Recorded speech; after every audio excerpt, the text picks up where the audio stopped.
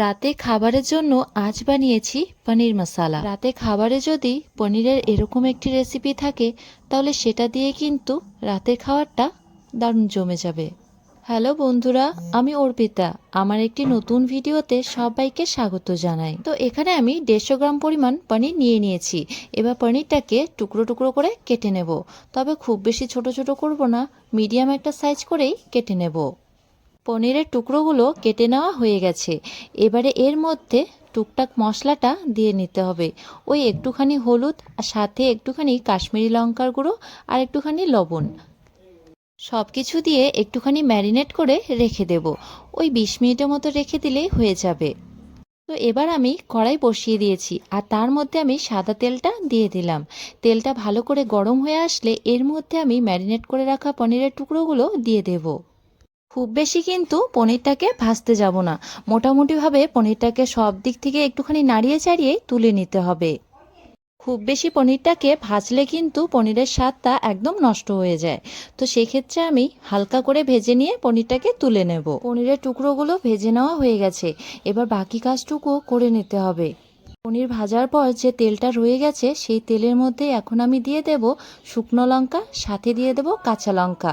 এবার দুটো ভালো করে একটুখানি ফোড়ন হয়ে আসলে এরপর আমি এর মধ্যে দিয়ে দেব কুচনো পেঁয়াজ, সাথে দেব কুচনো রসুন, আর কুচো করে দিয়ে দেব অনেকগুলো পরিমাণে টমেটো। এবার সবগুলোকে ভেজে নিতে থাকবো। তবে পেঁয়াজ লঙ্কাগুলোকে একদমই কিন্তু ভাজা ভাজা করব না, মোটামুটিভাবে পেঁয়াজ লঙ্কাগুলোকে ভেজে নিতে হবে। আর এর মধ্যে আমি পরিমাণ মতো হলুদ আর পরিমাণ মতো লবণটা দিয়ে নিলাম।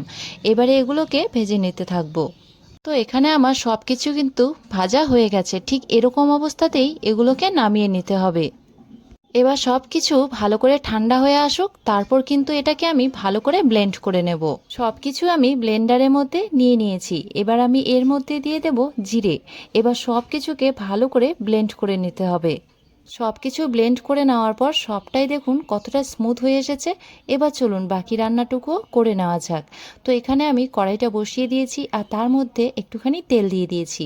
এবার এর মধ্যে কুচনো পেঁয়াজ আর সাথে কুচনো টমেটোটা দিয়ে দিলাম। এরপর আমি দিয়ে দেব পরিমাণ মতো হলুদ, আর সাথে দিয়ে দেব পরিমাণ মতো লবণ, আর দিয়ে দেব একটুখানি আদা বাটা। এবার সব কিছুকে দিয়ে ভালো করে পেঁয়াজ লঙ্কাগুলোকে ভেজে নিতে থাকবো। যতক্ষণ না পর্যন্ত সব কিছু ভালো করে ভাজা ভাজা হয়ে আসছে ততক্ষণ কিন্তু এভাবেই ভালো করে কষিয়ে নিতে থাকবো। কিছুই খুব ভালো করে কষানো হয়ে গেছে। এবার আমি এর মধ্যে ব্লেন্ড করে রাখা মশলাটাকে দিয়ে দেব। সব কিছুকে দিয়ে আবারও কিন্তু ভালো করে কষিয়ে নিতে হবে। এর মধ্যে একটুখানি দিয়ে দিচ্ছি আমি বাদাম পেস্ট। তো এখানে কাজু বাদামের পেস্ট করে নিয়েছি, সেটাকেও আমি এর মধ্যে দিয়ে দিলাম। এবার সব কিছুকে ভালো করে কষাতে থাকবো। সম্পূর্ণ মশলাটা আমার খুব ভালো করে কষিয়ে নেওয়া হয়ে গেছে। এবার আমি এর মধ্যে ভেজে রাখা পনিরের টুকরোগুলোকে দিয়ে দিচ্ছি। পনিরের টুকরোগুলো দেওয়ার পর একটুখানি কষিয়ে নিলেই কিন্তু রেসিপিটি একদম রেডি হয়ে আসবে। মশলা পনির তো একদম রেডি হয়ে গেছে।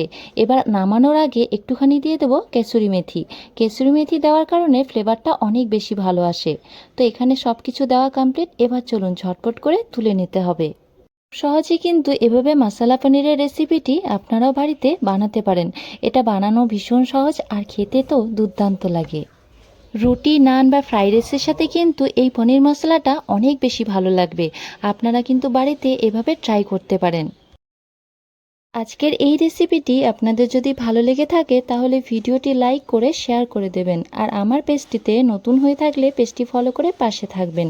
দেখা হচ্ছে নেক্সট একটি ভিডিওতে।